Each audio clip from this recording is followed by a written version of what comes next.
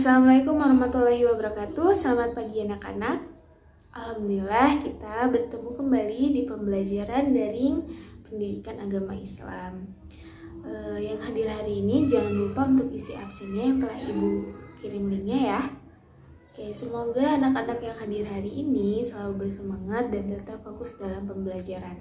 Jangan sia-siakan waktu kita untuk pembelajaran hari ini. Kali ini Ibu akan bahas tentang hijrah Nabi ke Madinah. Sebelumnya ada yang tahu hijrah itu apa? Jadi hijrah itu artinya pindah. Hijrah Rasul artinya perpindahan Nabi Muhammad SAW dari Makkah ke Madinah.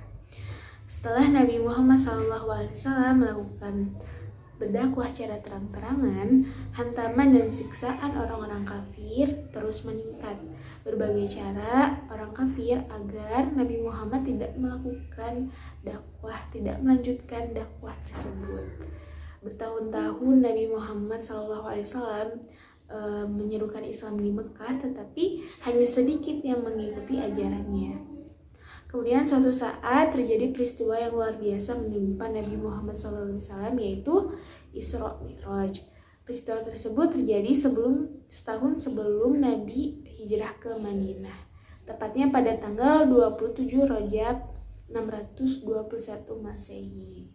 Peristiwa ini terjadi Nabi diberi perintah untuk melaksanakan sholat 5 waktu dalam sehari. Dan setelah Isra Mi'raj terjadi, Nabi Muhammad SAW melanjutkan dakwahnya dan mengabarkan peristiwa yang terjadi padanya. Kabar itu membuat orang-orang kafir menganggap bahwa Nabi Muhammad SAW telah melakukan pembohongan. Nah, usaha-usaha pembunuhan kepada Nabi Muhammad SAW dan pengikutnya terus dilaksanakan.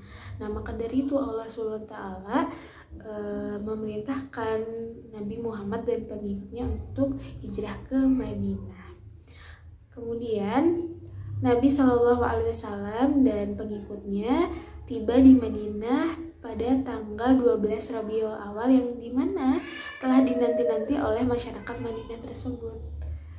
Setelah sampai di Madinah, Nabi pun membuat suatu program kerja yang akan dilaksanakan di Madinah, yaitu program kerja yang pertama yaitu membuat masjid.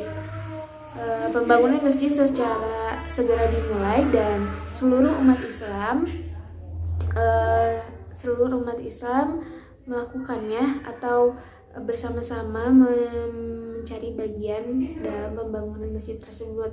Maka berdirilah masjid yang berdinding bata, berkayu, batang kurma, dan beratap daun kurma. Masjid yang dibangun Rasulullah SAW dengan kaum muhajirin dan kaum ansor tidak hanya berfungsi sebagai sholat saja, namun untuk seluruh kegiatan aktivitas Nabi di Madinah. Di antara fungsi masjid pada zaman Rasulullah adalah sebagai tempat mempersatukan umat, musyawarah tentang peradaban Islam, mengkaji ilmu agama, bahkan sampai pusat pemerintahan ketika Rasulullah dipilih sebagai pemimpin di Madinah. Kemudian langkah kedua yaitu Nabi Muhammad SAW adalah mempersaudarakan antara kaum muhajirin dan kaum ansor.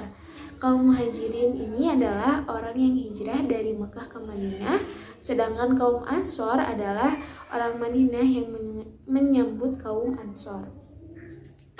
Oke, setiap orang ansor mengakui orang muhajirin sebagai saudaranya.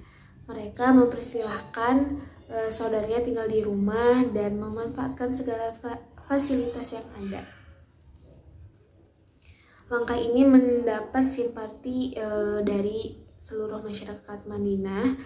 Orang-orang muhajirin merasa nyaman dan tentram, padahal mereka bukan berada di rumah aslinya gitu.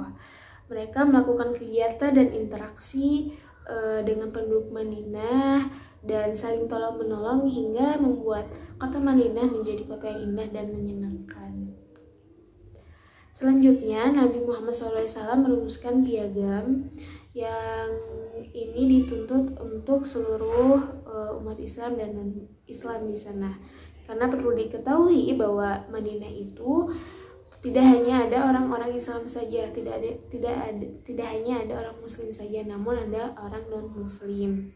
Agar terjadi hubungan yang harmonis, saling menghormati, toleransi, menjaga lingkungan sekitar, maka diperlukannya kesepakatan bersama, yaitu Piagam Madinah ini.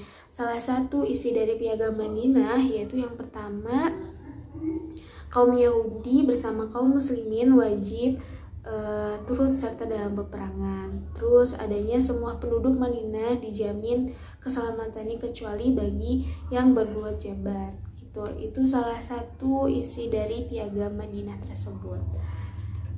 Nah, maka dari itu dengan program-program cerdas yang dilaksanakan Nabi Muhammad SAW, Madinah menjadi daerah yang sangat tentram, sangat maju peradaban maupun kebudayaannya, hingga disebut dengan Al-Madinah Al-Munawwarah, yaitu kota yang bercahaya.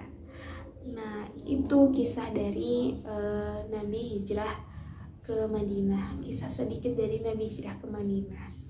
Kemudian apa yang bisa diambil dari kisah ini? Mungkin anak-anak cara meneladani Rasulullahnya adalah memahami bagaimana beliau bisa menyatukan penduduk Madinah dengan berbagai keyakinan, dengan berbagai adanya keyakinan, membuat suatu kebijakan di mana seluruh kelompok tidak ada yang tersakiti dan terzalimi. Nah, begitu. Mungkin itu saja yang Ibu bisa sampaikan kisah hari ini, kisah hijrah Nabi ke Madinah. Semoga anak-anak bisa mengambil ibrohnya apa yang Ibu kisahkan ini, yang Ibu kisah dari kisah tersebut. Mungkin dicukupkan saja hari ini. Assalamualaikum warahmatullahi wabarakatuh.